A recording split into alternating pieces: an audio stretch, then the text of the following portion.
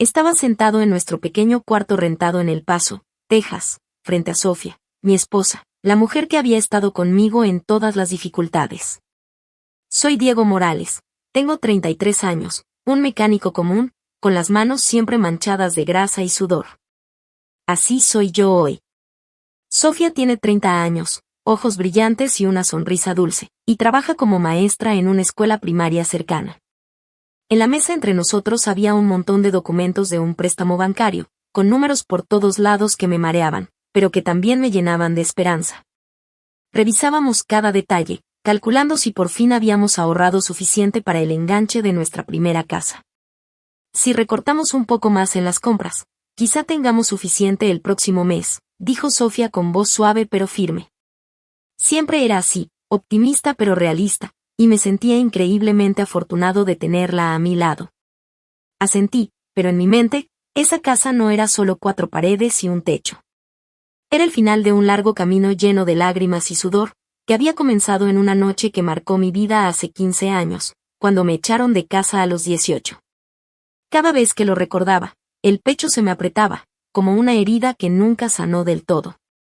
Pero hoy, sentado con Sofía, decidí contarle todo para que entendiera quién soy realmente. Y para poder enfrentar mi pasado una vez más. Tenía apenas 18 años. Era un día de verano abrasador en El Paso, de esos en los que el sol quema la piel desde la mañana hasta la noche. Había estado trabajando en el taller desde temprano en la mañana, con los brazos y la espalda adoloridos de apretar tornillos, cambiar llantas y limpiar motores. Pero era mi cumpleaños, así que me regalé un pastelito de la panadería cerca del taller. No era nada lujoso, solo un pequeño pedazo de vainilla con betún blanco, pero para mí era una alegría rara. Lo llevé a casa con una sonrisa cansada, imaginando que lo compartiría con mis padres, Héctor y Rosa Morales, los únicos que había conocido como mamá y papá. Nuestra casa en ese entonces era un pequeño departamento en las afueras, donde los camiones que pasaban hacían vibrar el piso. Empujé la puerta y me quedé paralizado. Mis padres estaban ahí, bloqueando la entrada, con el rostro frío y sin expresión, sin una pizca de sonrisa que me recibiera. A su lado estaba mi vieja maleta, llena de ropa y algunas cosas sueltas. Mi corazón empezó a latir con fuerza. Un sentimiento horrible me invadió. «Mamá, papá, ¿qué está pasando?», pregunté con voz temblorosa, casi dejando caer el pastel de las manos. Héctor, mi padre, un hombre alto con barba tupida y ojos que siempre cortaban como cuchillas, me miró fijamente. «Diego, no eres mi hijo de sangre», dijo con brutal franqueza, la voz cortante como un cuchillo. «Tu madre y yo te criamos hasta los 18. Hicimos nuestro deber. A partir de ahora, te las arreglas solo». Me quedé paralizado. Esas palabras me golpearon como un puñetazo en el rostro. No podía respirar. «¿Qué estás diciendo? ¿Es una broma?» «Es mi cumpleaños». Tartamudeé, acercándome, buscando desesperadamente en sus ojos alguna señal de que estaba bromeando. Pero no había nada. Su rostro era de piedra. Rosa, mi madre, pequeña, con el cabello recogido en un moño apretado y las manos ásperas por años de trabajo doméstico, permanecía en silencio, con la mirada fija en el suelo, como confirmando todo sin decir una palabra. No podía creerlo. ¿Cómo podía ser esto? Era la única familia que había conocido. Mi voz se elevó mientras exigía. ¿Por qué? ¿Qué hice mal? Si no soy su hijo de sangre, ¿entonces quién soy? Tienen que explicármelo. Mi corazón latía acelerado, sudor frío recorriéndome la frente a pesar del calor. Sentía que el suelo se me hundía bajo los pies. Héctor me apartó sin inmutarse. «No te debo ninguna explicación. Ya dije lo que tenía que decir. Toma tus cosas y vete». Rosa me miró por un segundo, con los labios temblorosos, y susurró casi en voz baja. «Diego, ahora tienes que valerte por ti mismo». Perdí el control, grité desesperado. «¿Qué hice mal? ¿Por qué me están tratando así?». No hubo respuesta.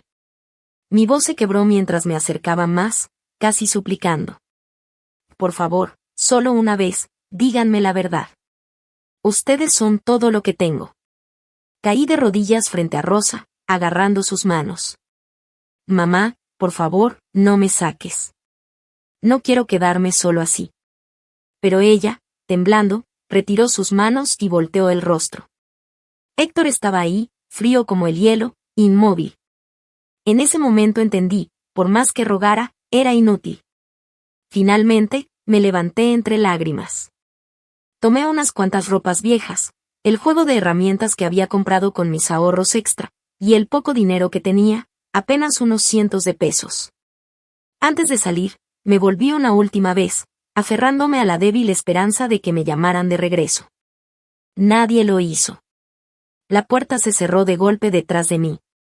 Me quedé solo en la calle oscura, el viento caliente levantando polvo sobre mi cara. Desde ese momento supe que realmente no tenía un hogar al que regresar. Usé cada centavo que había ahorrado para rentar un cuarto pequeño y húmedo en un barrio pobre de trabajadores. Las paredes estaban agrietadas. Los insectos cantaban toda la noche. Ahí empezó mi vida desde cero absoluto.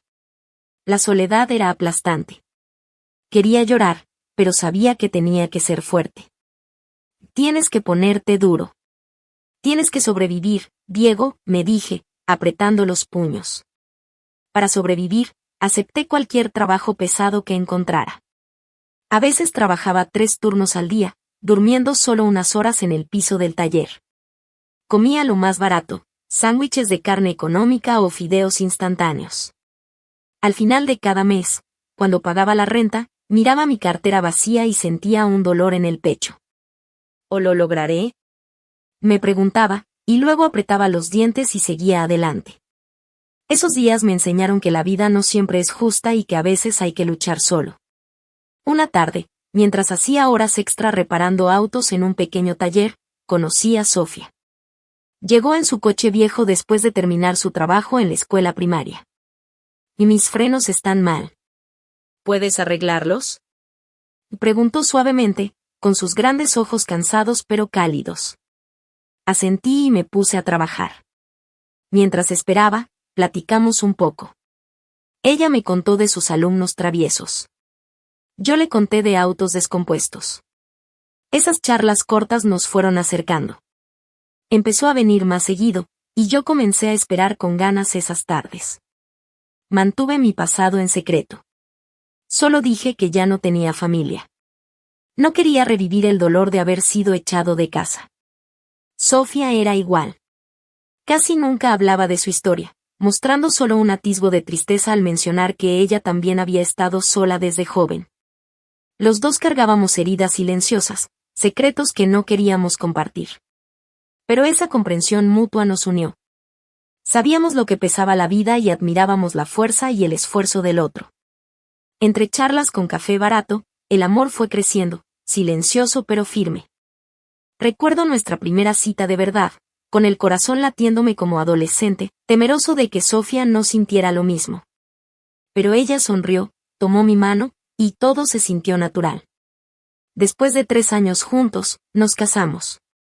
La boda fue sencilla, solo una pequeña ceremonia en la iglesia con algunos amigos cercanos. Nada de fiesta lujosa, ni vestido caro, solo amor genuino. Alquilamos otro cuarto pequeño, justo del tamaño para 2, y empezamos a dividir todos los gastos. Yo trabajaba como mecánico a tiempo completo en un taller más grande, tomando turnos nocturnos para ganar más. Sofía enseñaba en la escuela, ahorraba cada peso, casi sin gastar nada en ella misma. Trabajábamos de sol a sol, pero cada noche, al llegar a casa y abrazarnos, me sentía feliz. Pasaron 10 años de paciencia constante y ahorro estricto.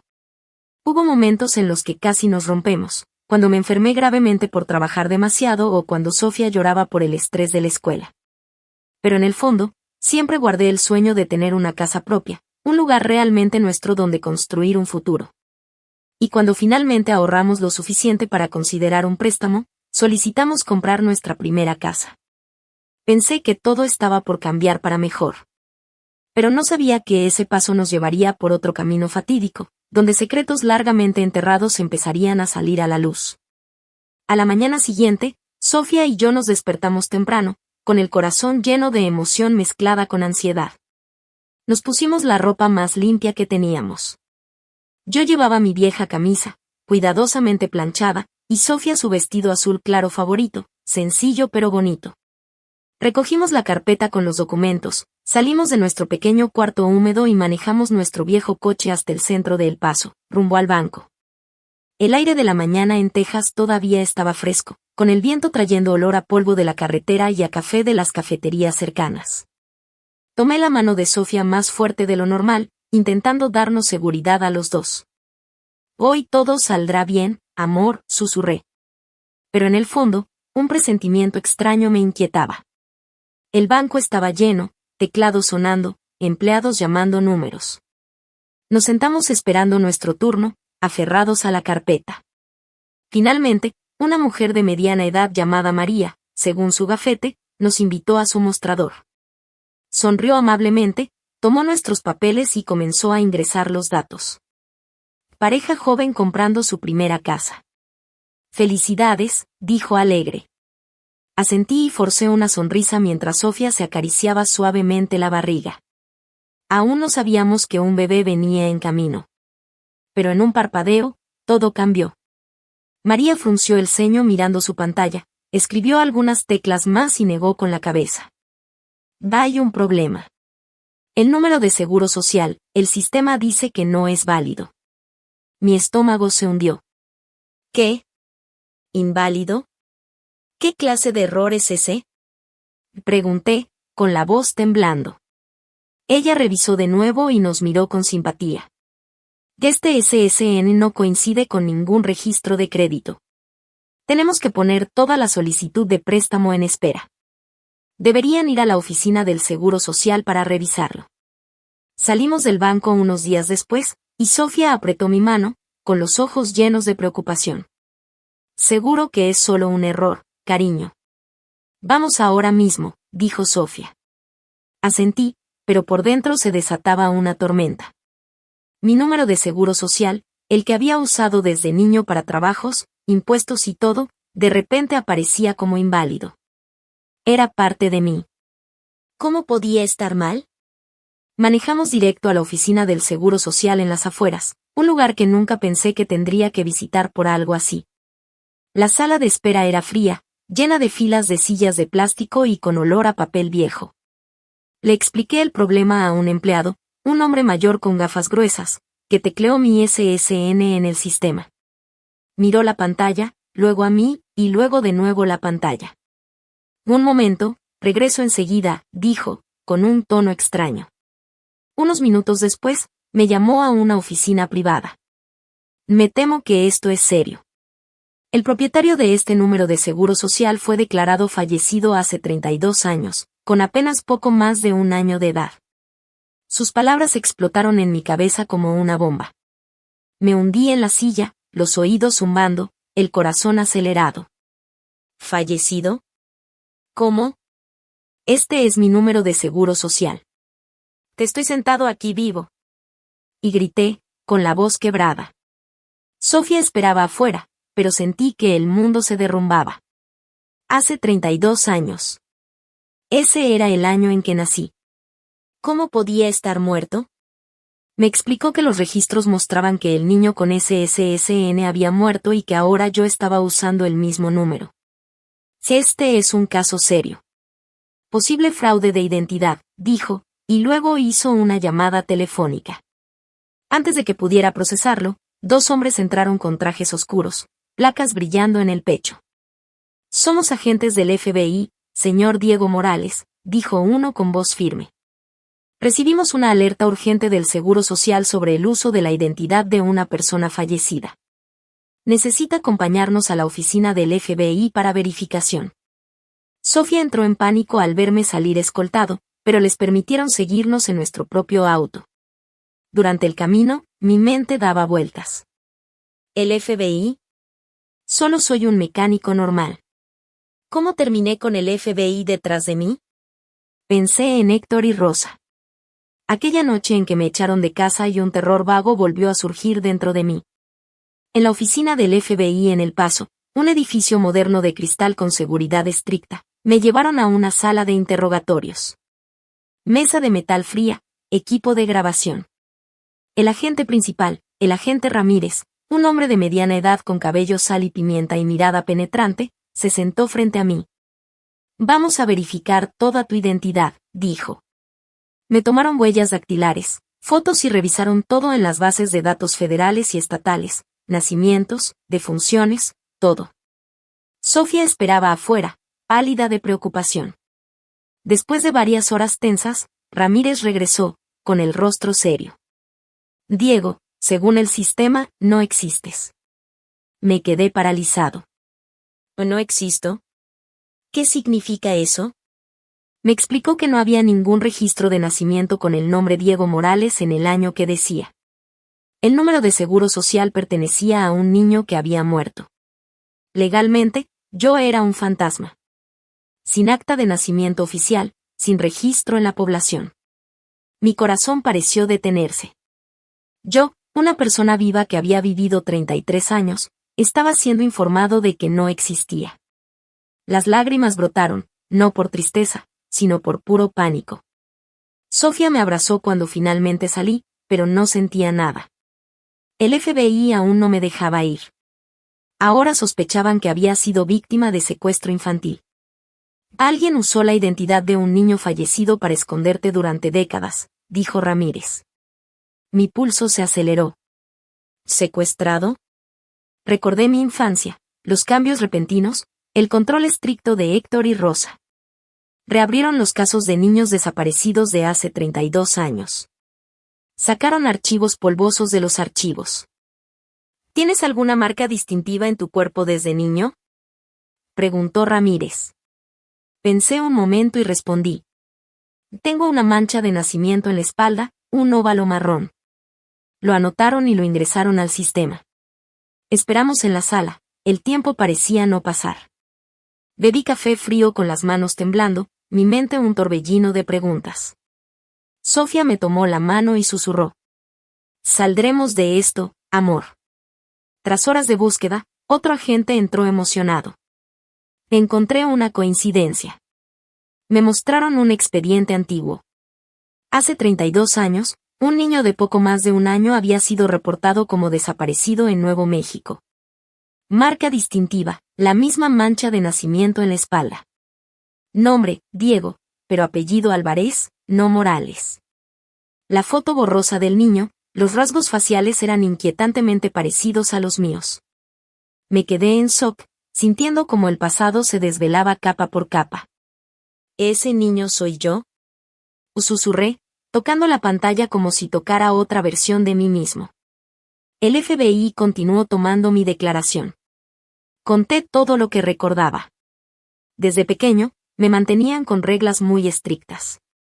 Nunca me dejaban salir solo, sin amigos fuera de la escuela. Héctor y Rosa nunca me permitieron conocer parientes. Ni siquiera sabía si tenían hermanos. Recordé los cambios repentinos de Texas a Arizona y de regreso, sin explicación. A veces veían a hombres extraños, con muchos tatuajes y aspecto amenazante. Hablaban a puertas cerradas.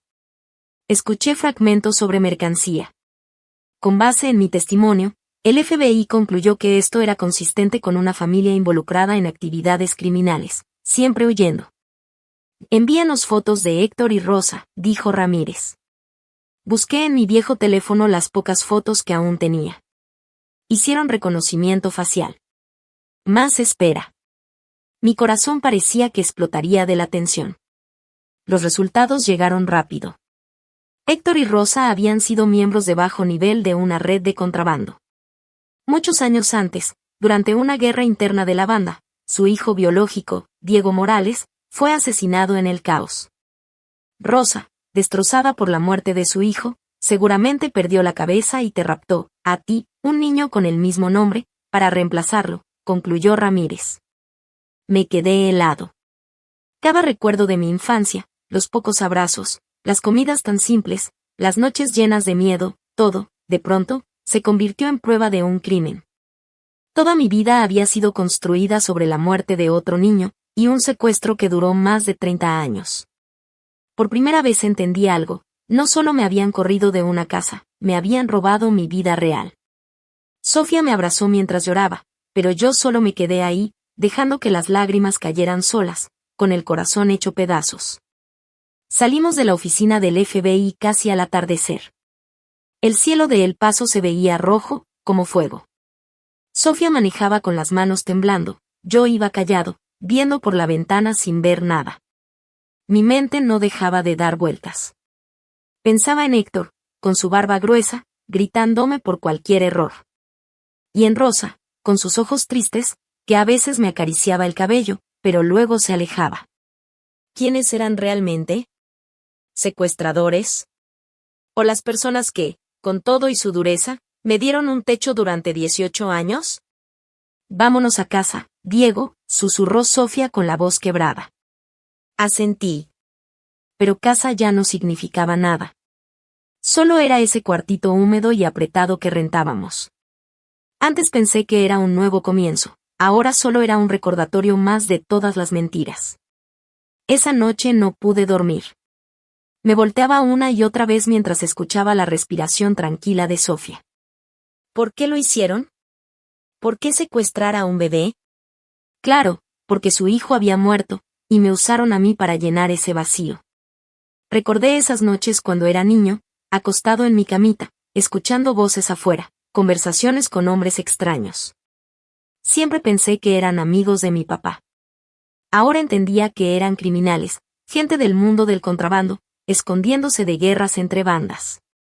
A la mañana siguiente, sonó el teléfono. Era el agente Ramírez. Diego, necesitamos que vengas de inmediato. El caso ya se abrió oficialmente como crimen, y requerimos información para localizar a Héctor y Rosa. Regresé al FBI con el corazón golpeando fuerte. Esta vez la sala estaba llena, más agentes, computadoras abiertas, todo muy formal. Ramírez me miró con seriedad. Confirmamos secuestro y uso ilegal de identidad. Ahora necesitamos todo lo que sepas. Direcciones, rutinas, amistades, lugares donde se juntan, lo que sea. Me senté agarrando la silla como si me fuera a caer. Sentía que el corazón se me rompía. Ellos eran las personas que me criaron, por duras que fueran. Héctor me enseñó a arreglar motores. Rosa me dio de comer, aunque fuera poco. Si hablaba, los mandaba directo a prisión. Si callaba, la verdad quedaría enterrada para siempre, y yo seguiría viviendo una mentira. Yo, no sé casi nada. No tengo nada que decir, murmuré temblando. Ramírez no se alteró. Diego, esta es la única forma de recuperar tu vida real. Ellos te robaron a tus verdaderos padres. Me quedé callado un largo rato. La cabeza hecha un desastre. El alma igual. El recuerdo de mi cumpleaños número 18 me golpeó de lleno. La maleta llena, sus caras frías, nunca me habían querido como a un hijo. Respiré hondo y dije: está bien, está bien. Pero ellos me habían corrido hace más de 10 años. Lo único que recordaba era la casa vieja en el este de El Paso, en la calle 247 Calviea. Se levantan temprano. Héctor trabaja en un taller mecánico. Rosa vende cosas en el tianguis. Casi no tienen amigos, pero a veces llegaban tipos tatuados en la noche, expliqué. Ramírez escribió todo rápido y asintió. Y gracias. Esto es muy importante. El FBI se movió en friega. Verificaron la dirección y mandaron agentes para vigilar la zona. Y como el caso tenía que ver con contrabando entre México y Estados Unidos, me dijeron por teléfono: y ya avisamos a Interpol. Estamos coordinando internacionalmente. Héctor y Rosa podrían haber cruzado la frontera antes. Los días siguientes fueron los más estresantes de mi vida. Regresé con Sofía e intenté actuar normal, pero cada timbre, cada llamada, me hacía brincar. Por las noches, ella me abrazaba. Hiciste lo correcto. La verdad tiene que salir, y luego vas a encontrar a tu verdadera familia. Pero la culpa me comía por dentro. ¿Ellos sabían que yo los estaba entregando? ¿Me odiarían para siempre? Mientras tanto, la vigilancia siguió. Agentes encubiertos, haciéndose pasar por vecinos, vigilaban Calviá día y noche. Ramírez me actualizaba. Siguen ahí. No se han movido. Los tenemos a la vista 24/7. Todo se empezó a sentir como una película de acción. El plan de arresto quedó listo. Tienes que venir con nosotros, me dijo Ramírez. Eres el único testigo que los puede identificar en el momento. Te vamos a mantener seguro. Acepté, aunque el miedo me llenó el cuerpo. Subí a una camioneta negra del FBI llena de agentes. Viajamos hacia Calviá en la oscuridad, con el viento frío golpeando los vidrios. Ramírez me explicó rápido. SWAT va a entrar primero. Aseguran el lugar. Tú solo entras cuando te digamos que es seguro. Mi corazón no dejaba de golpear. Sentía sudor frío en la espalda. ¿Y si se ponen violentos? Pregunté. Estamos entrenados para eso, respondió sin dudar. Llegó el momento. Nos estacionamos a una cuadra. En las pantallas vimos la casa vieja, con la luz amarilla escapando por la ventana. El equipo SWAT, vestidos de negro, armados, avanzó sin hacer ruido. Contuve la respiración. Apreté el asiento con fuerza. La orden sonó en la radio. Breaching. Rompieron la puerta. Gritos, FBI. Al piso. Suelten cualquier arma. Luego ruidos, un forcejeo, y de pronto silencio. Sospechosos asegurados. La escena es segura. Mi corazón casi estalló. Ramírez me miró y dijo. Ya está. Ven conmigo. Mis piernas se sentían de plomo cuando entré a la casa. El mismo olor de siempre, alcohol y cigarro, y una ola de recuerdos me golpeó al instante. Héctor y Rosa estaban de rodillas, esposados. Al verme, sus ojos se abrieron como platos. Diego, ¿qué chingados haces aquí?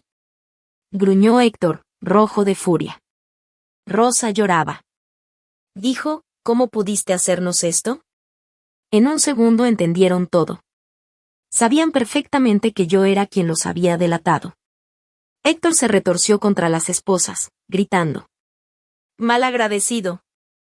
Te juntaste con los federales para echarnos al bote. Yo te crié, te di de comer, te puse un techo. ¿Y así me pagas? Y gritó Héctor. Rosa se desesperó, casi de rodillas. Diego, ¿no tienes corazón? Te cuidé casi 20 años, te di casa, comida, ¿cómo pudiste? Yo me quedé ahí parado, sintiendo un torbellino por dentro, coraje, dolor y hasta un poco de lástima. Pero no me quedé callado. ¿Padres? Grité con la voz quebrada. Ustedes no son mis padres. Me destruyeron la vida. Me robaron mi identidad, me arrancaron de mi verdadera familia durante más de 30 años. Respiré hondo y dije fuerte. Yo soy Diego Álvarez, no Morales. El agente Ramírez estaba a mi lado, dejándome hablar. Yo señalé directamente hacia ellos. Y siempre hablaban de familia, pero desde niño me trataron como prisionero. Sin amigos, sin libertad, solo órdenes, gritos y miedo. Mi voz se elevó sin que pudiera controlarla. ¿Saben cómo viví? Recuerdo esas noches en las que me hacía bolita en la cama mientras ustedes susurraban con esos hombres extraños, voces bajas, llenas de peligro. Recuerdo cuando nos mudábamos en la madrugada sin decirme nada. Tragué saliva, el corazón punzándome. Y lo que más recuerdo es mi cumpleaños número 18. Me atoré un segundo, pero seguí, cada palabra como un golpe. Justo ese día, mi maleta ya estaba lista. Se pararon frente a la puerta, y me echaron como si fuera un perro callejero. Sin explicación. Sin un peso. ¿Y eso llaman amor de familia? Mi voz temblaba. Las lágrimas me escurrían por la cara. La habitación quedó en un silencio pesado. Héctor bajó la cabeza poco a poco. Ya no gritaba ni se movía. Rosa lloraba bajito, sin poder decir nada, como si por fin entendiera que ya no había vuelta atrás. En ese momento, los dos supieron que todo estaba perdido. Sus crímenes estaban al descubierto. No había escapatoria. Los agentes se los llevaron hacia las camionetas. Héctor murmuró algo sin voltear a verme. Rosa giró la cabeza una última vez, con los ojos llenos de una tristeza que dolía ver. Yo me quedé ahí mirando mientras sus siluetas se perdían en la noche. Por primera vez, sentí claramente que esa parte de mi vida había terminado. Vacío, sí. Porque había perdido lo que por años pensé que era mi familia. Pero también sentí un peso enorme levantarse de mis hombros. Camino a casa, llamé a Sofía con la voz espesa. Y ya los arrestaron. Se acabó. Ella lloró al otro lado. Vente ya, amor. Aquí te espero. Llegué, la abracé fuerte, y por primera vez en días, pude dormir sin pesadillas. Pero, en el fondo, sabía que esto no era el final.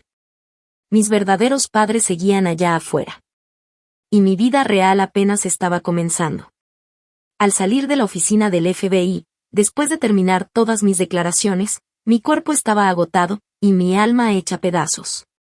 La noche había caído. Las luces de la calle en El Paso proyectaban sombras largas sobre el pavimento, y el viento del desierto traía un frío cortante. Conduje a casa como un cascarón vacío, la cabeza llena todavía de los insultos de Héctor y los sollozos suplicantes de Rosa. Ellos, las personas que alguna vez llamé mamá y papá, ahora estaban esposados y subidos a las camionetas de la policía. No sabía qué sentir, satisfacción porque se hizo justicia o dolor porque yo mismo había cerrado un capítulo de mi vida construido sobre mentiras. Al abrir la puerta de nuestro conocido cuartito rentado, Sofía estaba allí, sentada en la mesa, su rostro preocupado iluminado por la luz amarilla tenue. «Amor, ¿cómo te fue?», preguntó, con la voz temblando. Me dejé caer en una silla, enterré la cabeza en mis manos y le conté todo, desde el principio hasta el final, el secuestro, la identidad robada, la muerte del verdadero niño llamado Diego Morales. Y cómo Héctor y Rosa me habían usado como un sustituto para llenar su pérdida.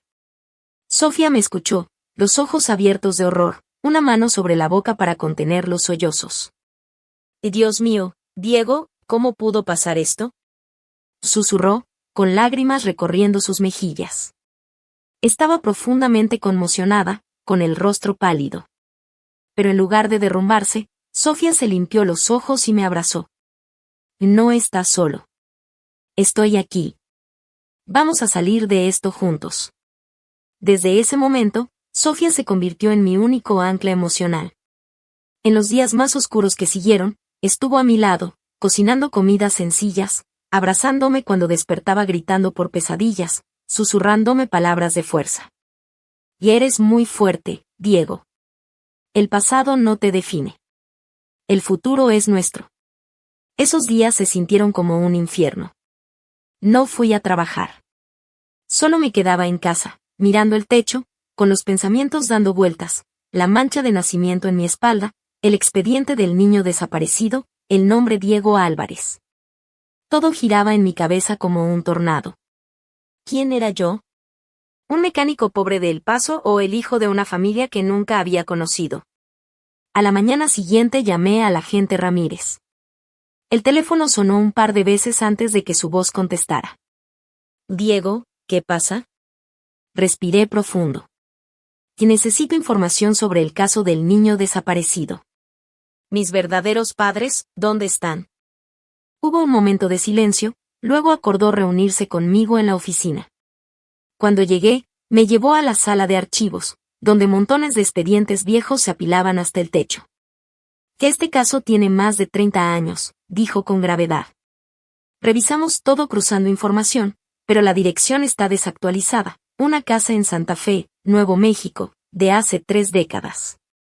Las autoridades locales confirmaron que se mudaron hace mucho, probablemente después de que desapareció su hijo. El corazón me latía a 1000.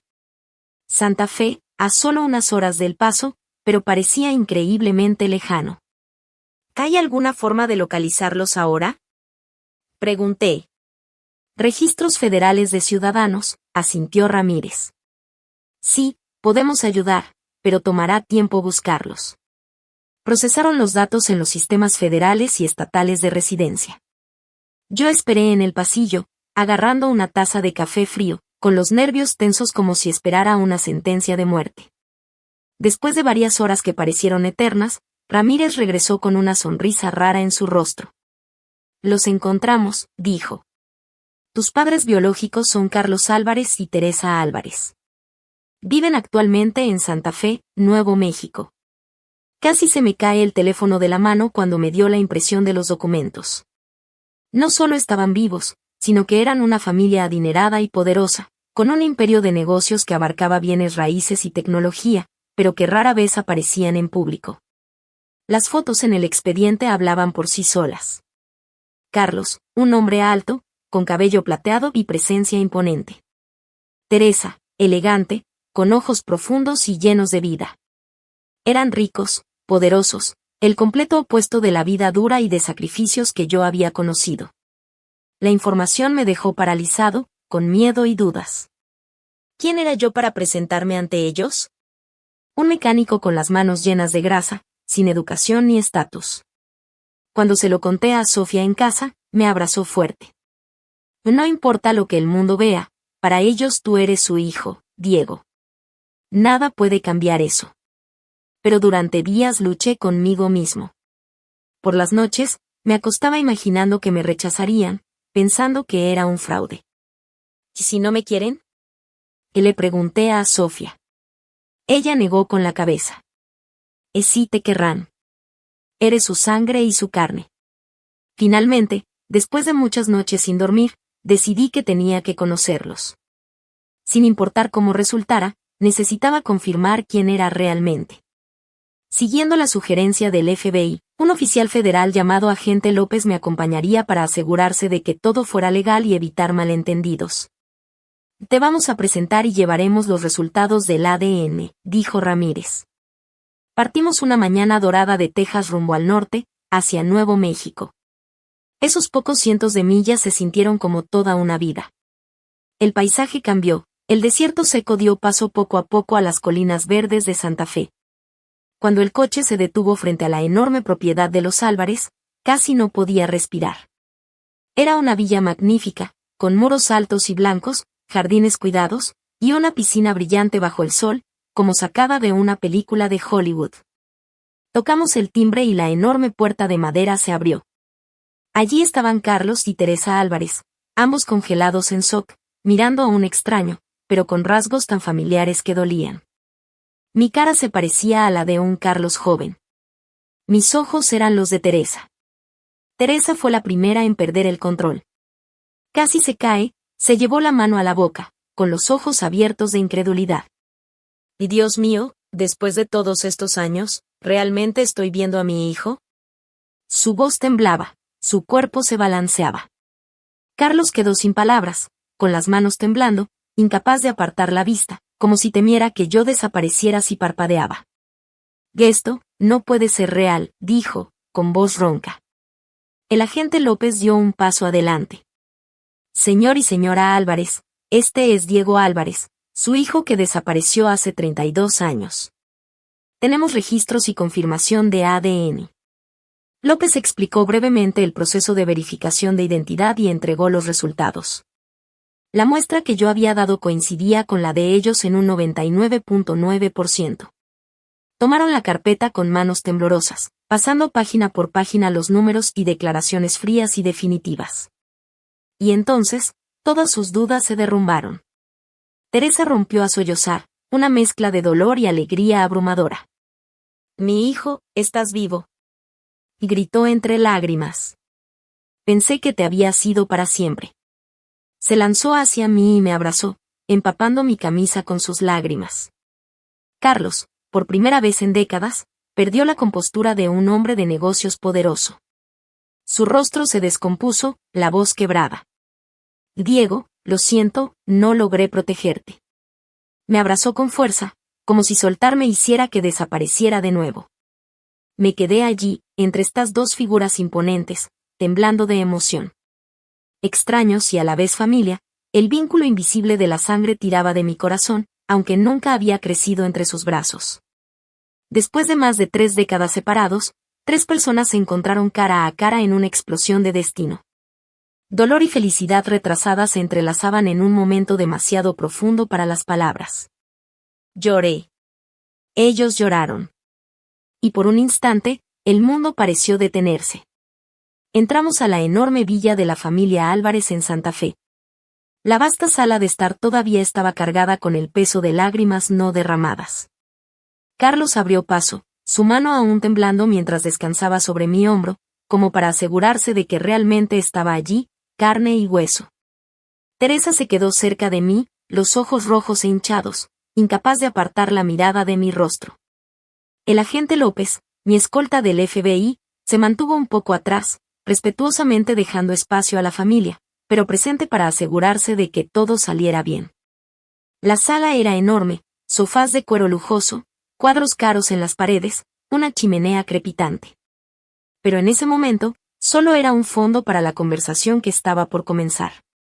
Nos sentamos y las palabras comenzaron a salir atropelladas, entrecortadas, como si nunca hubiera tiempo suficiente para decir todo. Diego, ¿estás bien? ¿Cómo has vivido todos estos años? Preguntó Teresa primero, con la voz quebrada mientras tomaba mi mano, temiendo que pudiera desaparecer. Carlos se sentó a su lado, los ojos brillantes, intentando mantener la voz firme, pero sin lograrlo. Tenemos tanto que contarte. Empieza desde el principio, hijo. Te estamos escuchando. Asentí, pero la garganta se me cerró. Y así comenzaron las historias, entre lágrimas y abrazos repentinos. Carlos habló con voz baja, dolorida, reviviendo recuerdos que todavía dolían. Tenías poco más de 1 año. Estábamos en un parque cerca de la casa. Jugabas con una pelota. Me di la vuelta un segundo solo para tomar agua, y cuando miré de nuevo, ya no estabas. Hizo una pausa, los nudillos blancos apretando el brazo del sillón, los ojos perdidos en la distancia. Teresa continuó, con lágrimas corriendo de nuevo. Grité y corrí por todos lados buscándote. Tu padre llamó a la policía de inmediato. Reportamos tu desaparición, pusimos tu foto por toda la ciudad, de Santa Fe a Albuquerque, incluso hasta Texas. Contratamos investigadores privados.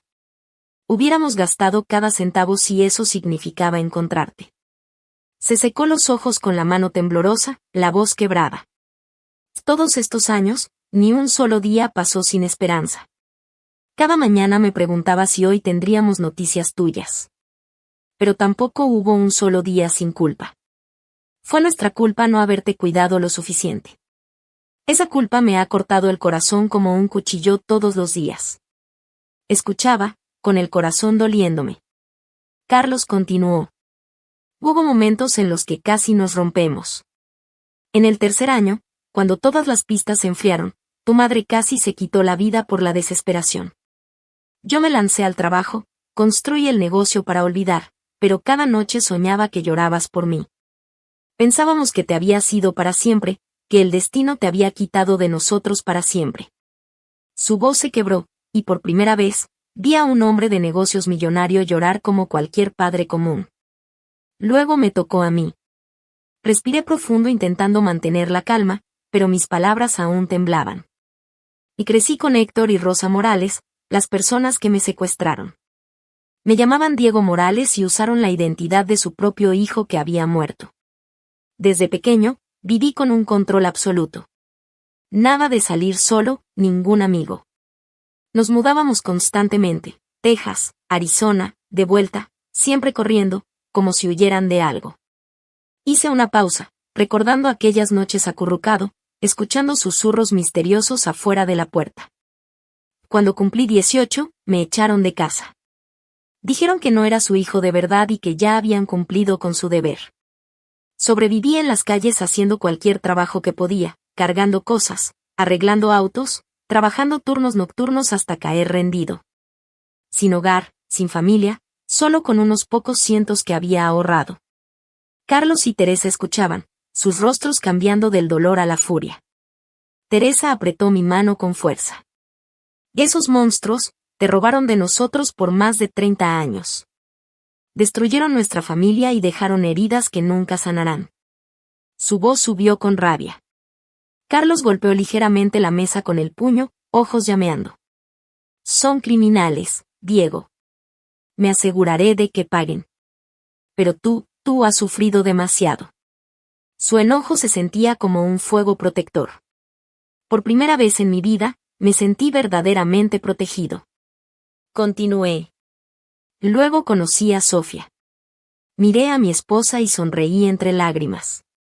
Vino al taller donde trabajaba medio tiempo para arreglar su carro. De esas pequeñas conversaciones, nos fuimos acercando. Oculté mi pasado, solo dije que no tenía familia. Sofía también tenía sus silencios. Nos enamoramos, nos casamos simplemente después de 3 años, y construimos todo desde cero, rentamos un cuarto pequeño, trabajamos hasta agotarnos, ahorrando cada centavo, soñando con nuestra propia casa. Cuando supieron que me había casado, Carlos y Teresa se iluminaron de alegría, como si un enorme peso se hubiera levantado. Carlos asintió cálidamente. Queremos conocer a nuestra nuera lo antes posible. La amaremos como a nuestra propia hija después de todos estos años perdidos. El ambiente empezó a calentarse. Aparecieron las primeras sonrisas reales. Hablamos del futuro, de recuperar el tiempo perdido. Mi corazón latía rápido, lleno de felicidad, pero también de nervios. ¿De verdad todo iba a estar bien? De repente, la puerta de la sala se abrió y entró un joven. Tenía unos 28 años, alto, bien vestido con camisa y pantalón, cabello perfectamente peinado. Carlos se puso de pie, con voz alegre pero un poco tensa. Mateo, pasa, hijo. Este es Diego, tu hermano mayor, el que perdimos hace tantos años. Mateo Álvarez, mi hermano biológico menor, que yo nunca había sabido que existía, se quedó parado, sorprendido, escudriñándome con los ojos. Me levanté, corazón lleno de alegría y nervios. Mateo, eres mi hermano menor. Di un paso adelante, queriendo abrazarlo, esperando un apretón de manos cálido. Pero, contrario a lo que esperaba, Mateo se mostró frío y distante. Solo asintió de manera cortante, sin sonrisa, sin alegría. Sus ojos reflejaban sospecha y un dejo de resentimiento, como si mi repentina aparición lo amenazara. Mi corazón se hundió. ¿Por qué? Intenté iniciar conversación. ¿Cómo has estado? No tenía idea de que tenía un hermano. Cuéntame de ti, respondió Mateo con frases cortas y cortantes. Estoy bien. Trabajo en la empresa de papá. Todo normal. Luego miró su reloj. Estoy cansado.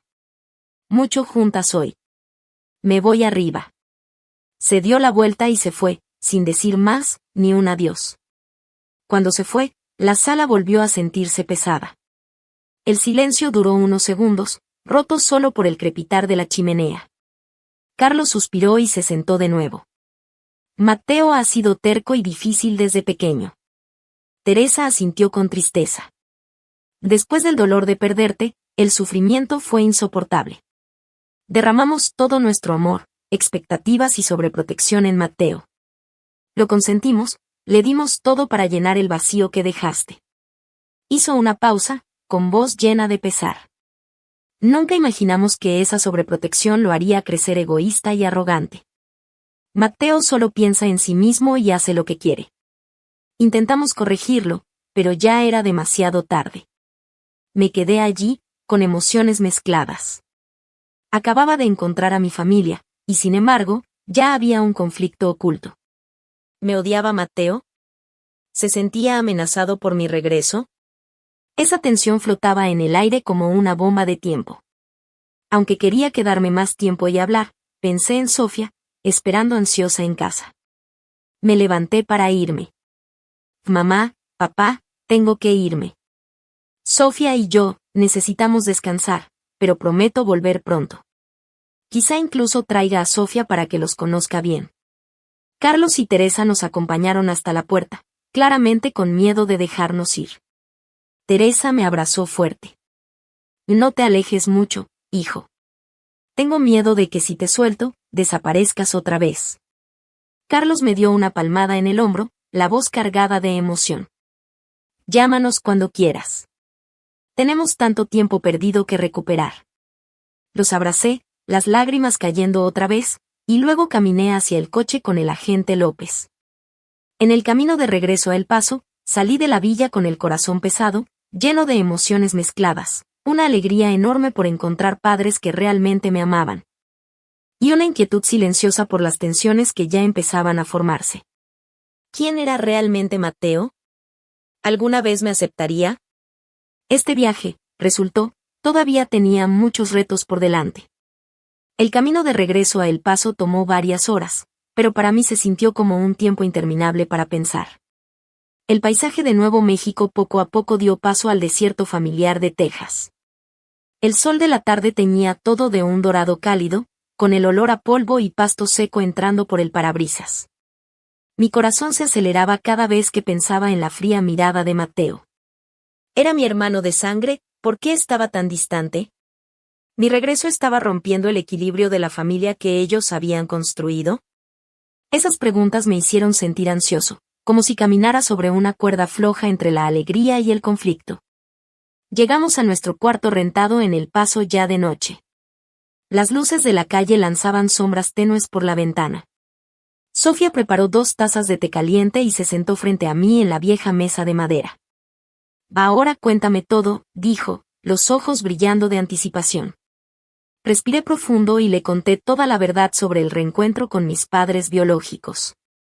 El momento en que se abrió la puerta de la villa, los abrazos llenos de lágrimas, las historias de su dolor de décadas y la aparición repentina de Mateo con su actitud fría. Describí cada detalle.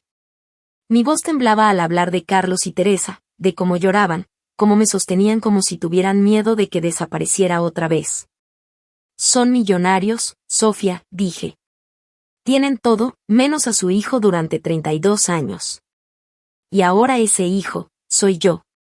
Sofía escuchaba, su rostro cambiando de la sorpresa a una emoción profunda. Sus ojos se llenaron de lágrimas y estas rodaron por sus mejillas.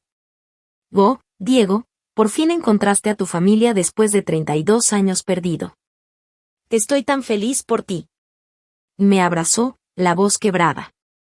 Pero luego lloró aún más, feliz y con el corazón roto al mismo tiempo. Siento tanto todo lo que pasaste.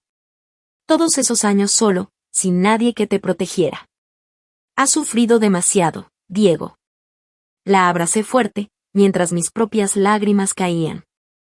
Por primera vez en días, sentí alivio de poder compartirlo todo.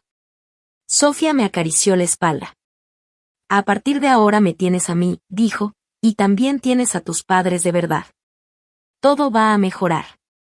Pero antes de que pudiera calmarme, Sofía secó sus lágrimas, sonrió entre ellas y tomó mi mano, colocándola sobre su barriga. Y Diego, tengo una gran noticia, estoy embarazada. Sus palabras explotaron dentro de mí como un estallido de pura felicidad. Me quedé paralizado, con la boca abierta. ¿Y Dios mío, estás embarazada? Pregunté. Asintió y me mostró la prueba positiva. Fui al doctor el día que te fuiste a Santa Fe. Tengo 2 meses. Me quedé congelado unos segundos y luego rompí en lágrimas de alegría. La abracé fuerte, riendo y llorando al mismo tiempo. Vamos a tener un bebé, nuestro propio hijo. Sentí como si todas las pérdidas del pasado se sanaran en un solo momento. De haber sido secuestrado y vivir sin hogar, a encontrar a mi familia y ahora convertirme en padre. Mi vida se había vuelto una película dramática llena de giros que aceleraban mi corazón. En los días que siguieron, comenzamos a planear para el bebé. Pasábamos horas en la cama, con cuadernos llenos de anotaciones. ¿Cómo vamos financieramente? Y decía Sofía, preocupada pero emocionada. Tenemos que ahorrar más para el hospital y las cosas del bebé. Asentí. O tomaré turnos extra, pero también necesitamos un lugar estable para vivir. Este cuarto es demasiado pequeño para 3. Hablamos de cuidados prenatales, chequeos regulares, mejor alimentación y menos estrés para Sofía. Y si te cansas, tienes que dejar de dar clases temprano, dije, acariciando suavemente su barriga. Los cambios que venían nos ponían nerviosos y emocionados a la vez. Ser padre significaba más responsabilidad, pero también una felicidad infinita. Cada noche pensaba en nuestro hijo, imaginando cómo sería, lleno de esperanza y preocupación. Al día siguiente llamé a Carlos y Teresa para darles la noticia. Mamá, papá, tengo una gran noticia. Sofía está embarazada. Hubo un silencio de unos segundos, y luego Teresa rompió en llanto. Dios mío. Vamos a ser abuelos. Diego, hijo, esto es demasiada felicidad. Carlos, con la voz cargada de emoción, agregó. Felicidades, hijo. Hemos esperado tanto por este día, nuestro primer nieto después de todos estos años. Su alegría era inconfundible, como si otra parte de su dolor largo se hubiera sanado. Frente a la responsabilidad de ser padre, me di cuenta de que no podía seguir en el trabajo inestable del taller mecánico en El Paso. Sueldos bajos, turnos nocturnos agotadores, sin futuro real. Necesitamos más estabilidad, Sofía, para nuestro hijo, le dije una noche tarde. Ella asintió. ¿Qué tal si trabajas en la empresa de tus padres? Son ricos. Te ayudarán. La idea me hizo dudar. Había sido independiente por años, ahora pidiendo ayuda. Pero después de muchas noches sin dormir, hablando con Sofía, sopesando pros y contras, decidí hablar con Carlos y Teresa. Iré a Santa Fe y hablaré con ellos en persona, dije. Sofía me abrazó. Te apoyo. Ve por nuestro futuro. Unos días después manejé solo a Santa Fe, con el corazón latiendo a 1000. La villa de los Álvarez apareció bajo el sol, pero esta vez se sentía un poco más familiar. Carlos y Teresa me recibieron cálidamente, abrazándome fuerte. Entra, hijo. Hablemos. Nos sentamos en la sala y expuse mi petición claramente. Mamá, papá, voy a ser padre. El trabajo de mecánico en El Paso no es estable. Me gustaría trabajar en la empresa familiar, en un puesto donde pueda aprender y crecer. Temía que me rechazaran, pensando que quería aprovecharme, pero para mi alivio, estuvieron de acuerdo de inmediato. Teresa sonrió. Oh, Diego, esto deberías haberlo tenido hace mucho tiempo. Esta es tu oportunidad de tomar el camino que siempre estuvo destinado para ti, dijo Teresa. Carlos asintió. Lo voy a arreglar. No será un puesto alto para evitar chismes, pero suficiente para que desarrolles tus habilidades. Rápidamente organizaron todo, un puesto de entrada en el departamento de logística. Perfecto para mi experiencia con vehículos e inventarios. Y contacta a Mateo, dijo Carlos. Él es el director de operaciones. Te guiará. También será una buena oportunidad para que ustedes, como hermanos, se conozcan mejor. Acepté, aunque un nudo se me formó en el estómago recordando la frialdad de Mateo. Me ofrecieron a Sofía y a mí vivir en la villa. Hay una suite privada para ustedes, insistió Teresa. Pero no estaba listo. Y gracias, pero por ahora rentaré un pequeño departamento cerca de la oficina. Cuando Sofía se mude conmigo, lo reconsideraremos. Respetaron mi decisión, aunque sus ojos reflejaban tristeza. Está bien, hijo. Respetamos tu decisión, pero por favor, visítanos seguido. Empecé el trabajo la semana siguiente, mudándome temporalmente a Santa Fe. Renté un departamento pequeño y acogedor cerca de la imponente sede de Álvarez Group. Mi primer día se sintió como el primer día de escuela de un niño. Me puse mi camisa más limpia y entré a la oficina moderna de cristal y acero, llena de computadoras y gente ocupada. Mis compañeros me recibieron con amabilidad, pero yo fui directo a buscar a Mateo para que me guiara. Su oficina estaba en un piso alto, espaciosa y con vista a la ciudad. Mateo, estoy aquí. Papá dijo que me mostrarías cómo funciona todo, traté de sonreír, pero apenas levantó la vista de su pantalla. Sí, los archivos están ahí. Léelos tú mismo. Estoy ocupado. Respondía a mis preguntas con monosílabos sobre procedimientos y usaba reuniones como excusa para ignorarme. Mi corazón se hundió.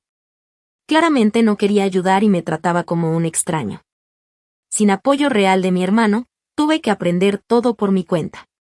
Pregunté a otros compañeros más amables sobre los informes de software y la cadena de suministros. Los primeros días fueron un desastre, errores, datos incorrectos, Fechas límite perdidas, nada que ver con mi trabajo antiguo de mecánico con grasa y llaves. Muchas veces me sentí desanimado, sentado solo en mi departamento, pensando, ¿podré hacer esto? ¿Me está haciendo la vida imposible a propósito? La ansiedad crecía. ¿Estaría saboteándome en silencio? Pero gracias al trabajo duro y a mis ganas de aprender, poco a poco le fui agarrando el ritmo. Estudiaba por las noches, tomaba notas y corregía errores. Después de unas semanas, terminé mi primer proyecto pequeño y mi supervisor me felicitó. Diego, buen trabajo. Estás mejorando rápido. Con el tiempo, mi salario se estabilizó y subió considerablemente. El doble de lo que ganaba antes, con seguro y bonos. Aliviaba la presión económica mientras Sofía estaba embarazada. La llamaba todos los días. Me he acomodado en el trabajo. Estoy enviando suficiente dinero para tus citas médicas. Sofía se quedó en El Paso por ahora para cuidar el embarazo. La traeré a Santa Fe cuando todo aquí esté más estable. Te extraño mucho, pero esperemos hasta que el bebé esté más fuerte, dijo Sofía. Yo esperaba ansioso ese día, pero también sentía preocupación. Mateo seguía frío, y podía sentir la tensión creciendo en el aire. Cuando Sofía finalmente se mude conmigo, ¿todo explotará? Este nuevo capítulo de mi vida estaba lleno de drama, y mi corazón permanecía siempre al borde. Después de acomodarme en un puesto estable en Álvarez Group, al principio todo parecía ir bien, mejor salario, compañeros amables, y Carlos y Teresa llamando seguido para preguntar cómo estaba. Incluso mandaban paquetes con fruta fresca y vitaminas prenatales para Sofía. Me sentía como una pieza de un rompecabezas que finalmente encajaba. Pero luego Mateo empezó a mostrar un cansancio y hostilidad que iba mucho más allá de la frialdad que había visto en la villa. Al principio pensé que solo estaba ocupado o que aún se estaba adaptando a la repentina aparición de un hermano mayor perdido. Pero día tras día me di cuenta de que era un odio silencioso, como una corriente bajo la superficie tranquila. En las reuniones de departamento, evitaba mirarme, y sus comentarios siempre tenían un filo cortante. Eres nuevo aquí, así que cuida los datos. No hagas que todo el equipo pague por tus errores, dijo una vez, más como advertencia que como consejo. Mi corazón se aceleraba cada vez que lo enfrentaba. Me preguntaba, ¿por qué? ¿Qué hice para que mi propio hermano me odiara tanto? Con su autoridad como director de operaciones, Mateo me asignaba silenciosamente las secciones más difíciles, como un juego calculado de gato y ratón. Primero vino un gran proyecto de logística con un cliente importante, enterrado bajo años de papeleo complicado que nadie más quería tocar. Luego vinieron los proyectos sin salida, como optimizar un envío internacional detenido por disputas aduaneras y conflictos de contrato que eran un desastre desde mucho antes de que yo llegara. Trabajé hasta el cansancio, pasando noches enteras revisando números, llamando a socios en diferentes usos horarios y saltándome comidas por reuniones de emergencia. La presión me aplastaba. Me despertaba cada mañana empapado en sudor frío, con la mente dando vueltas sin descanso. Tarde en la noche llamaba a Sofía. Amor, estoy agotado. Mateo me sigue dando tareas imposibles. Siento ganas de rendirme. Ella me consolaba. Aguanta, yo creo en ti.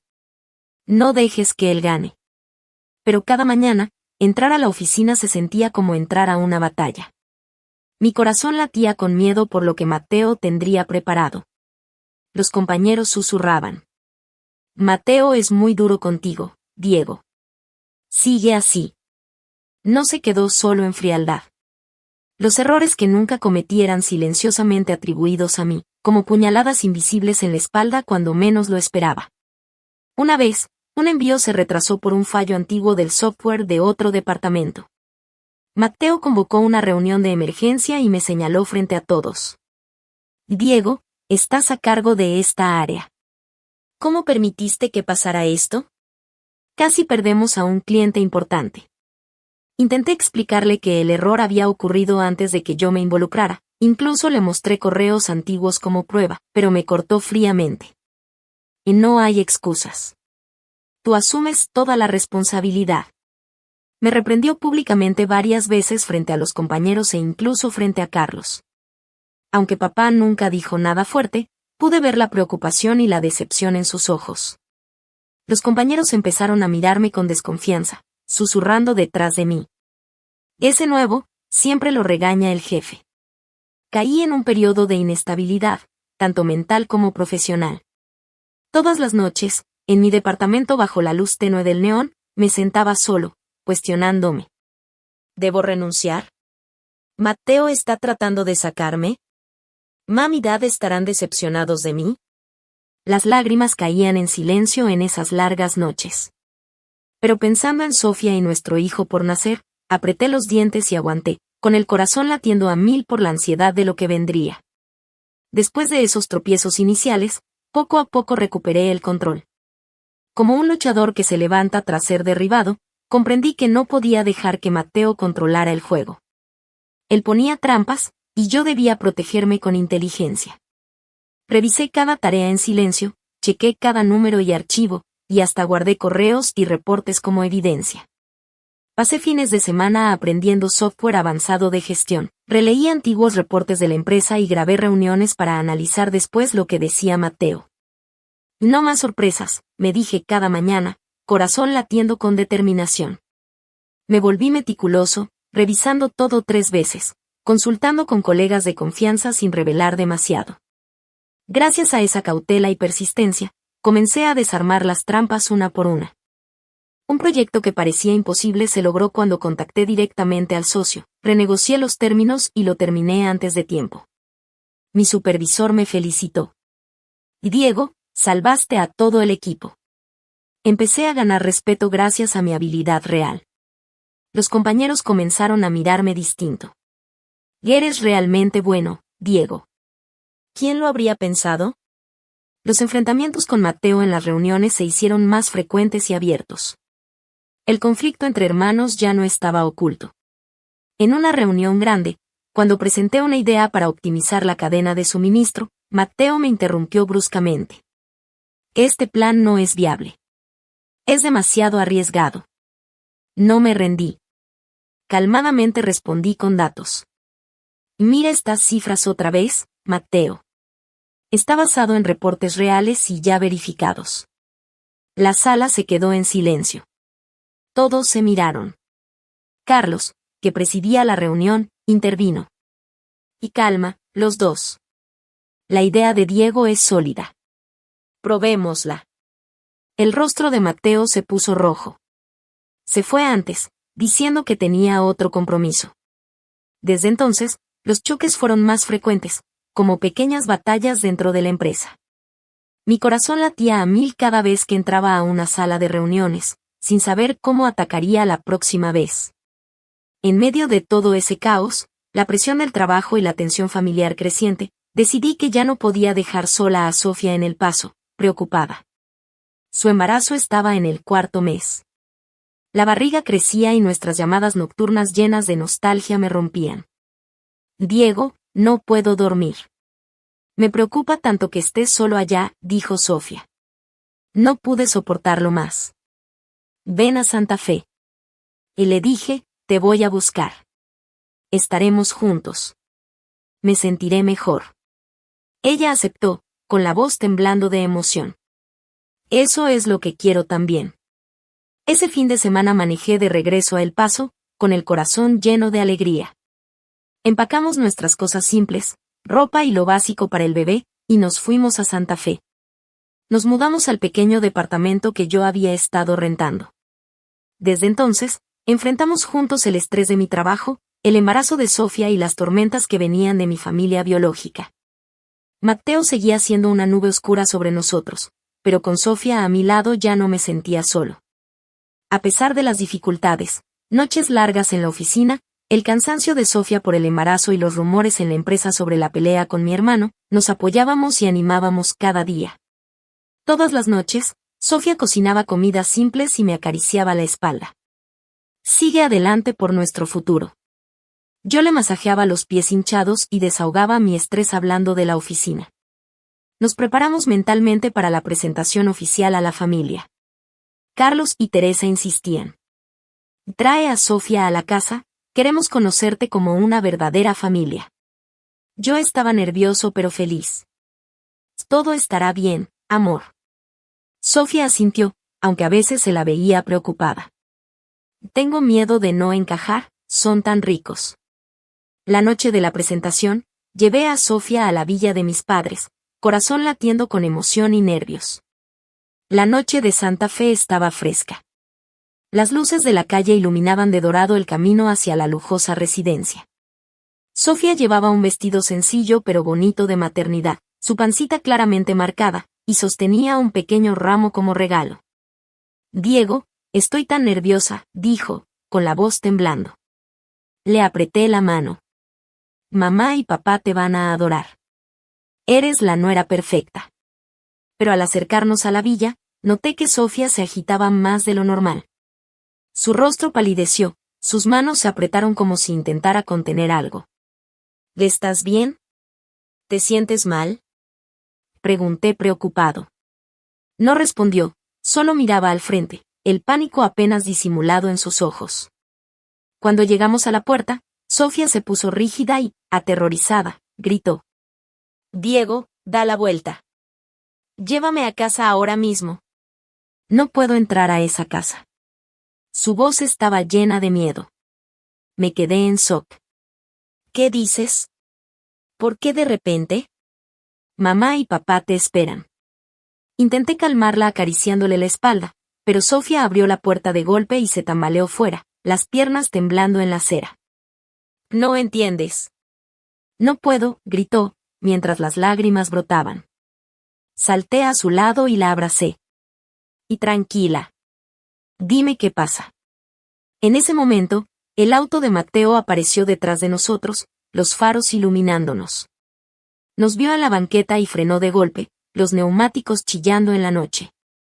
Salió del auto, primero sorprendido al verme a mí, luego pasó su mirada a Sofía.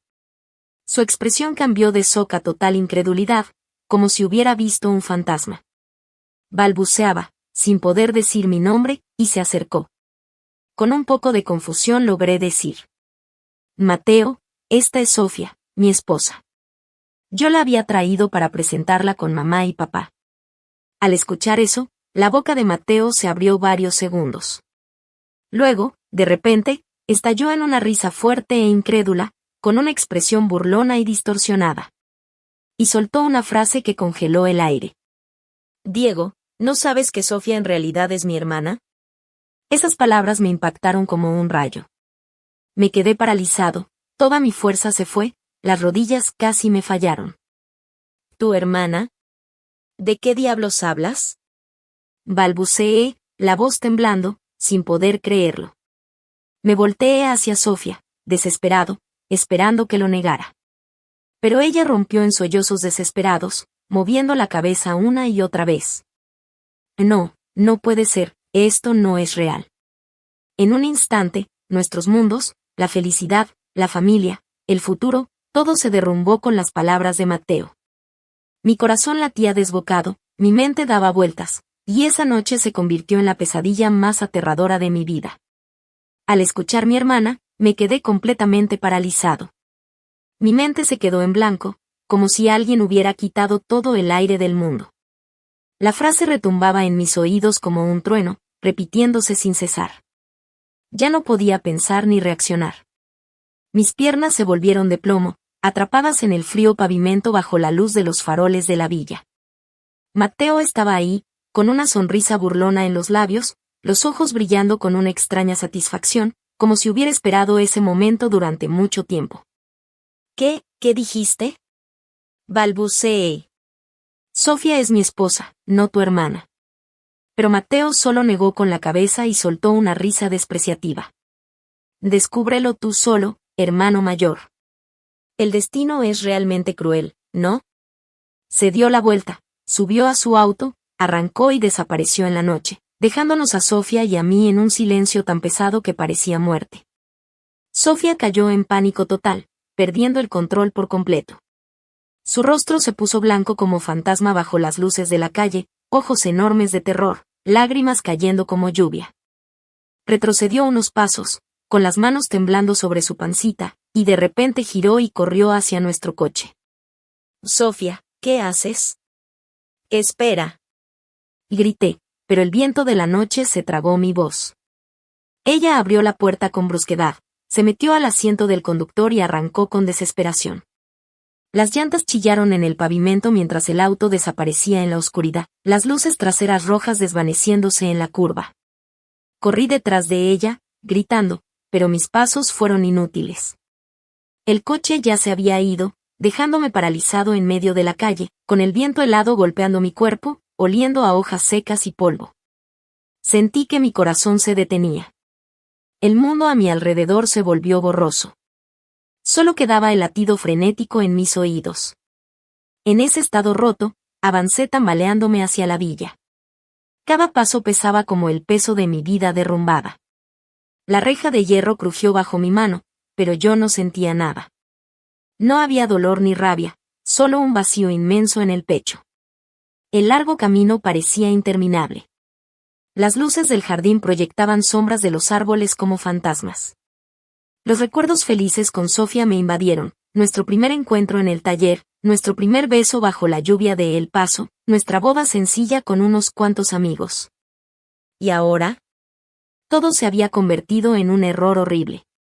Empujé la gran puerta principal y entré al vestíbulo de mármol, el candelabro brillante burlándose de mi dolor.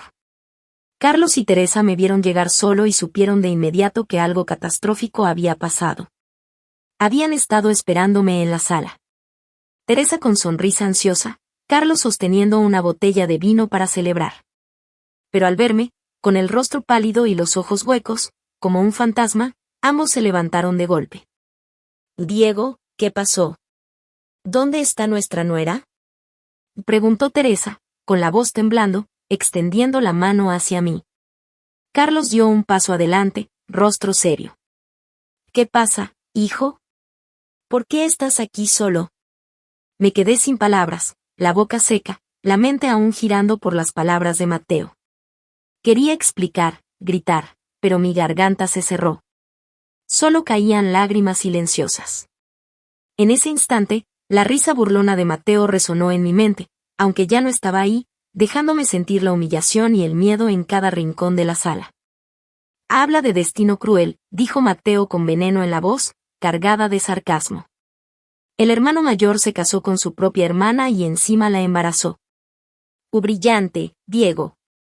Carlos y Teresa se quedaron paralizados, sin poder creer lo que escuchaban. Teresa se giró hacia Mateo, pálida. ¿Qué acabas de decir? Hermana. ¿Qué quieres decir? Carlos agarró el hombro de Mateo. Explícate ahora mismo. ¿Qué demonios está pasando? Yo me quedé inmóvil, viendo la escena como desde otro mundo. Mateo contaba todo lo que había pasado en la entrada, con tono burlón y triunfante, como si contara un chiste macabro. La vi fuera del portón. Sofía estaba en pánico. Diego la presentó como su esposa. La reconocí al instante, Sofía Álvarez, la hija que mamá y papá adoptaron hace años y que se había escapado de casa. Solo dije la verdad. Es su hermana. Luego ella rompió en llanto, saltó al auto y se fue a toda prisa. Mateo sonrió, con los ojos brillando de satisfacción.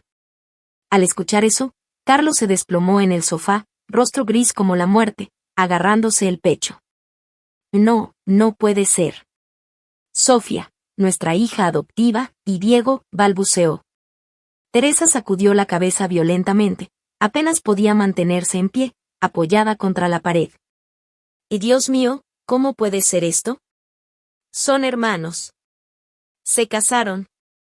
Corrió a abrazarme, pero yo seguía paralizado, sin reaccionar, con la mente vacía. Esa noche salí de la villa, agotado físicamente y destrozado mentalmente, sin saber a dónde ir ni cómo empezar de nuevo. Carlos y Teresa me suplicaban que me quedara. No te vayas, hijo. Lo resolveremos. Pero yo negué con la cabeza, con la voz rota. No puedo escuchar nada ahora, necesito tiempo. Salí y el viento frío de la noche me golpeó en la cara, trayendo el olor de las flores nocturnas del jardín. Tomé un taxi de regreso al departamento, mirando en blanco las calles vacías de Santa Fe. Afuera, Sofía se había perdido en la oscuridad, con un secreto imposible de entender y una vida creciendo dentro de ella, asustada. ¿Estaría bien? ¿Conducir sola por la noche, embarazada y desesperada, y si algo le pasaba? La idea me atravesó como un cuchillo. Las lágrimas brotaron otra vez.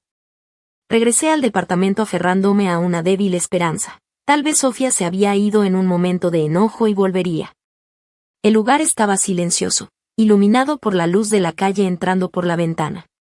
Su taza de café de esa mañana seguía sobre la mesa, su vestido de maternidad colgado en el closet. Abrí la puerta y llamé su nombre. Nada. Ninguna señal de que hubiera regresado. Las llaves seguían en su lugar, la cama fría e intacta. Me dejé caer al piso, con la cabeza entre las manos, viendo cómo esa frágil esperanza se desvanecía lentamente. Llamé a Sofía una y otra vez, siempre fuera de servicio, cada timbre terminando en un silencio helado. Mandé decenas de mensajes desesperados. Sofía, estoy muy preocupado.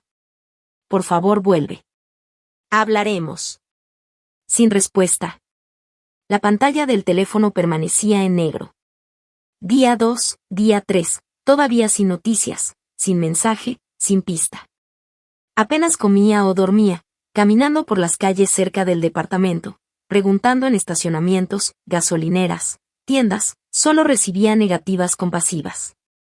Llamé a hospitales, estaciones de policía, incluso publiqué avisos de persona desaparecida en redes sociales locales. Nada. Solo una pregunta me rondaba en la cabeza.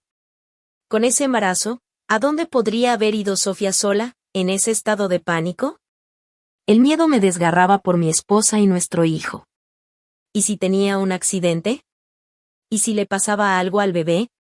Y la tortura de no saber siquiera si había escapado para protegerse, pero que al menos me enviara un mensaje para decir que estaba bien. ¿Por qué me dejaste así, Sofía?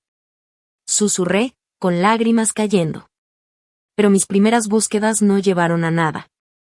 Sofía había desaparecido de mi vida, como si nunca hubiera existido. Me quedé sentado en el departamento, mirando la foto de nuestra boda sobre la mesa, con un dolor imposible de explicar. Poco a poco, una verdad amarga comenzó a hundirse en mi pecho. Sofía no se había ido solo por impulso, había desaparecido por completo, envuelta en una tragedia mucho más grande de lo que yo alcanzaba a entender. En los días que siguieron a su desaparición, viví en un tormento insoportable, como si me hubieran vaciado por dentro y solo quedara una cáscara vacía. Cada mañana despertaba, si es que se podía llamar despertar, porque casi no dormía. Mi corazón amanecía apretado, como si unas cuerdas de acero me lo estuvieran estrangulando. Comía casi nada, apenas un pedazo de pan seco que tragaba a la fuerza solo para no desmayarme. Ya no tenía lágrimas, se me habían acabado la primera noche, pero el dolor seguía ahí, golpeando sin parar, llenándome la cabeza de preguntas. ¿Dónde estaba Sofía? ¿Estaba viva? ¿Y el bebé? ¿Qué les había pasado? No quería ver a nadie. Dejé de ir al trabajo. Apagué todo contacto con el mundo, como un fugitivo escondiéndose de la realidad. Mi teléfono no dejaba de sonar. Carlos y Teresa llamando una y otra vez, sus voces preocupadas llenando el buzón. Diego, por favor contesta. Hijo, necesitamos hablar contigo. Yo dejaba que la pantalla se iluminara, y se apagara otra vez, mientras mi corazón se llenaba más de rencor, dolor y confusión. Mateo también llamó un par de veces, pero borré todo sin escucharlo. No podía oír la voz del hombre que había destripado mi vida con una sola frase. El trabajo envió correos. Mi supervisor me testeó. Diego, ¿estás bien? Estamos preocupados. Tampoco respondí. Solo me quedé acurrucado en el departamento como un alma perdida, con las cortinas cerradas para que ni un rayo del sol de Santa Fe entrara. El tiempo avanzaba lento, espeso, doloroso. Cada hora era una tortura. Sentía que me estaba apagando. Una tarde, mientras el sol se escondía detrás de las montañas, golpearon la puerta desesperadamente. Yo seguí inmóvil en el sofá hasta que escuché la voz de Teresa. Diego, abre, hijo. Papá y yo estamos aquí. necesitamos verte. Me arrastré hacia la puerta y la abrí apenas con la mano temblorosa. Carlos y Teresa estaban ahí, pálidos, ojerosos, con los ojos hinchados de llorar. Abrí completamente, y pude ver en sus caras el impacto cuando me miraron. Estaba flaco, desarreglado, con la barba crecida y el olor a sudor y lágrimas secas encima. Como un fantasma. Teresa rompió en llanto al verme. ¿Y mi hijo, cómo te dejaste llegar a esto? ¡Ay, Dios mío! Carlos me abrazó por los hombros y habló con voz triste. Vamos adentro, hijo. Tenemos que hablar contigo. Los dejé pasar, sin decir nada, y me senté como si esperara mi sentencia final. El departamento parecía una prisión, desorden, platos sin lavar, aire pesado, un caos que reflejaba cómo estaba yo por dentro. Carlos y Teresa se sentaron frente a mí. Teresa tomó mis manos con fuerza. Diego, tienes que escucharnos con calma. Lo que vamos a decirte es enorme, y lo hemos ocultado por años. Mi corazón latió con fuerza, pero no dije nada.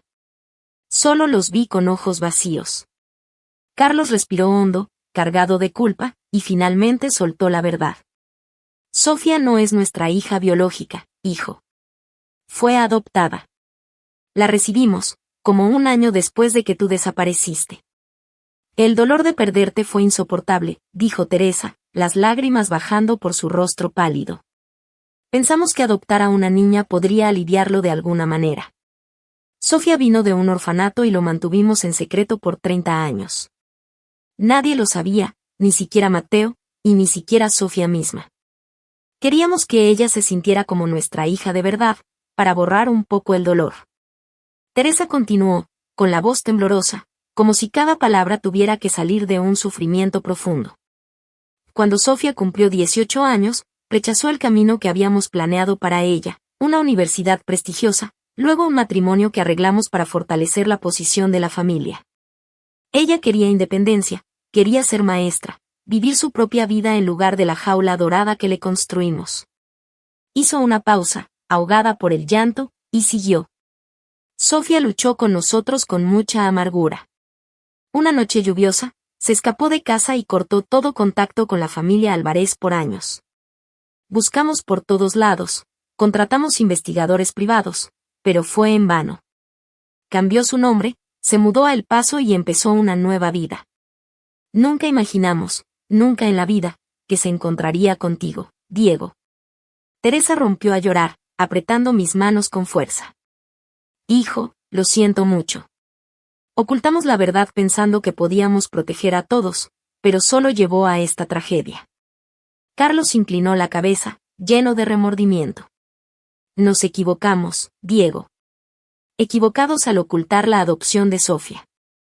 Equivocados al intentar controlar su vida. Si hubiéramos dicho la verdad antes, tal vez nada de esto habría pasado. Que tú y Sofía se conocieran, se enamoraran, sin saber el pasado, es culpa nuestra. Pensamos que adoptarla sanaría la herida de perderte, pero solo causamos más dolor. Teresa sollozó. Nunca pensé que Sofía se escaparía y que luego se encontraría contigo, nuestro hijo perdido. El destino es tan cruel, Diego. Me senté, escuchando, con emociones encontradas, ira, dolor y un poco de alivio. Lloraron. Yo lloré. El departamento se sentía como un tribunal juzgando el pasado. Pero insistieron en que todo aún podía repararse, porque Sofía y yo no éramos parientes de sangre. Carlos me miró directo a los ojos, con voz firme. Hijo, Sofía es adoptada. No es nuestra hija biológica. No hay relación de sangre alguna. Tu matrimonio es legal. El bebé que lleva está perfectamente bien. Esto es solo un terrible malentendido causado por nuestro secreto. Tenemos que encontrar a Sofía, explicarle todo y arreglar esto. Teresa asintió, secándose las lágrimas. Así es, hijo. Sofía no sabe la verdad. Entró en pánico pensando que era nuestra hija biológica, pero no lo es. Podemos probarlo con los papeles de adopción. Todo se puede reparar, Diego. Sus palabras fueron un débil rayo de luz en la oscuridad, pero el dolor seguía ahí. pero Sofía se ha ido, mamá, papá. La he buscado por todos lados y no la encuentro, dije, desesperado. Necesito que usen sus contactos y su red de seguridad privada para rastrearla. No puedo hacerlo solo. Está embarazada. Tiene miedo. ¿Y si le pasa algo? Carlos asintió de inmediato. Usaremos todos nuestros contactos, hijo. No te preocupes, la encontraremos. Investigadores privados, cámaras de la ciudad, amigos y la policía, todos iban a ayudar a encontrarla. Teresa me abrazó. Te lo prometo, hijo. Sofía es nuestra nuera y el bebé es nuestra esperanza. La traeremos a casa. Se fueron con esa promesa, y por primera vez en días, una pequeña chispa de esperanza apareció dentro de mí, aunque mi corazón seguía dolido. Me quedé solo, mirando nuestra foto de boda, susurrando. Sofía, espérame. Te voy a encontrar. Los días esperando noticias de los investigadores de Carlos fueron los más angustiantes de mi vida, como estar sentado sobre brasas ardiendo, pura tortura. Cada noche llamaba a Carlos. ¿Alguna novedad, papá? Me tranquilizaba. Los investigadores están revisando cámaras de tráfico en todas las autopistas. Sofía iba hacia el norte, probablemente a Colorado o Utah. La encontraremos, hijo.